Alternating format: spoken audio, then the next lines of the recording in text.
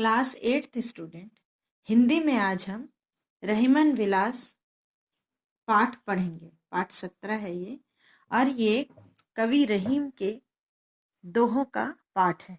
कवि रहीम ने लोक व्यवहार व नीति पर अनेक दोहे लिखे और वह बहुत चर्चित हुए। कैसे हमें व्यवहार करना है और हमें कैसे जीवन यापन करना है, उस पर वो ज्ञान प्रदान करते हैं। तो इस हर एक भावार्थ का मैं बड़े आराम से आपको भाव स्पष्ट कर रही हूं, जिससे आपको पूरा पाठ समझ में आ जाएगा। पहला भावार्थ। जो रहीम गति दीप की, कुल कपूत गति सोए, बारे उजियारो करे, बड़े अंधेरो होए। कवि रहीम कहते हैं कि कपूत, घर का जो बच्चा बुरा होता है, कपूत होता है, अच्छा पुत्र नहीं होता है, उसका जो चाल चलन है वह दीपक जैसा होता है। जैसे उसका बचपन में तो बहुत प्यारा लगता है जब दीपक जलता रहता है, लेकिन बुझने पर जिस प्रकार अंधेरा छा जाता है, बड़े होने पर उसके कुकर्म घर को अंधेरे में डुबो देते हैं। अमृत ऐसे वचन में रहीमन रिस की घास, जैसे मिसरहु में मिली निरस बांस की फांस। यहाँ कवि रहीम मीठी बोली की विशेषता बता रहे हैं। कवि कहते हैं कि मीठी बोली बहुत फायदेमंद होती है, लाभदायक होती है। वह क्रोध को शांत करती है। जैसे मिश्री की डली में बांस का टुकड़ा आ जाने पर हम ध्यान नहीं देते, वैसे ही क्रोध मीठी बोली बोलने से क्रोध गायब हो जाता है। रहीमन अव्वे बिरच कह, जिनकी छा गंभीर, बागन बिच बिच देखियत, सेहुण कुंज करीर। इस दोहे में कवि रहीम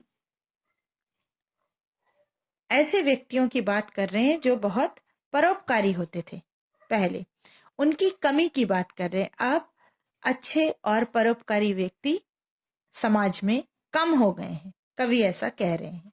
कवि कह रहे हैं कि अब वैसे घने वृक्ष हमें नहीं मिलते, जिनकी छां में बैठकर, छां गंभीर होती थी मतलब घनी होती थी, जिसकी छां में बैठकर हमें आराम प्राप्त होता था, मतलब परोपकारी व्यक्ति के संगत में हमें अच्छा लगता था या हमें शांति मिलती थी।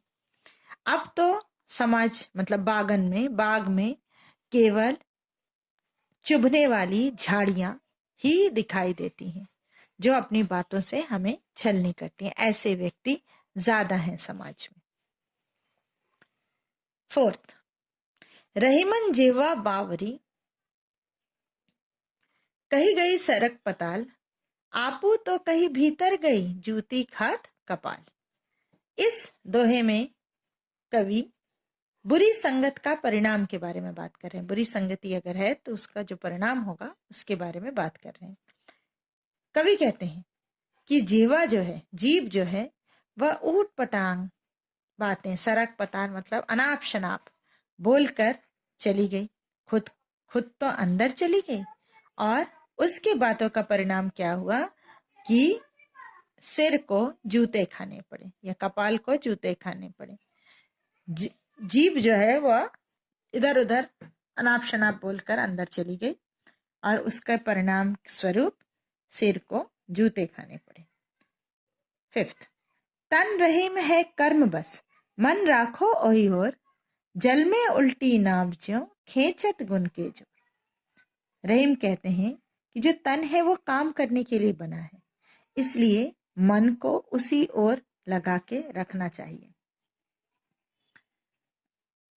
जैसे उल्टी धारा में नाव को खींचने के लिए ताकत लगती है, नदी की उल्टी धारा में अगर नाव को लेके जाना है तो खींचने के लिए ताकत लगती है, वैसे ही मन की ताकत से हमें शरीर को कर्म के रास्ते पर रखना चाहिए। समय लाभ समलाभ नहीं, समय चूक समचूक, चतुरन चित रही मन लगी, समय चूक की हुक। यहाँ समय के सदुपयोग की बात कर रहे हैं कवि। कवि कहते हैं कि समय का सदुपयोग करें, उससे बड़ा कोई लाभ नहीं। और अगर आपने समय का दुरुपयोग किया या उसका चूक किया तो उससे सब कुछ समाप्त हो जाएगा। बहुत बड़ी चूक हो जाएगी अगर आपने समय का दुरुपयोग किया तो। और चतुर लोग ये बात जानते हैं, ये भी जानते हैं कि अगर समय का दुरुपयोग किया तो उसका दर्द कितना होगा। 7th, कही रहीम संपत्ति सगे, बनत बहुत बहुरीति, विपत्ति कसौटे जे कसे ते ही साचे मित्र। यहाँ पर सच्चे मित्र की विशेषता बता रहे हैं कवि। कवि कहते हैं कि सभी मित्र जो होते हैं या बहुत से लोग, ज्यादातर लोग आपकी संपत्ति के सगे होते हैं, धन के सगे होते हैं, और वह बहुत प्रकार से आपको लुभाते भी हैं, लेकिन मुसीबत में जो आपका साथ देता है वही सच्चा मित्र होता है। 8th, दीन सबन को लखत है, दीन ही लखे न कोय, जो रहीम दीन ही लखे, दीन बंधु सम होय। यहाँ रहीम गरीब मनुष्य की बात कर रहे हैं। कवि कहते हैं कि जो गरीब मनुष्य होता है वह सब काम में आपके साथ होता है, आपके दुख में भी साथ होता है, सुख में भी साथ होता है।